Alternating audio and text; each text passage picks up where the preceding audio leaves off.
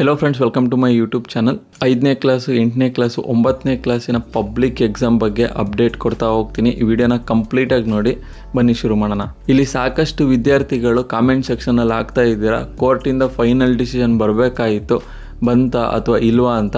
So ಇಲ್ಲಿ ಏನಾಗಿದೆ ಅಂದರೆ ಮಾರ್ಚ್ 14ನೇ ತಾರೀಕು ಕೋರ್ಟಲ್ಲಿ ಹಿಯರಿಂಗ್ ಇತ್ತು.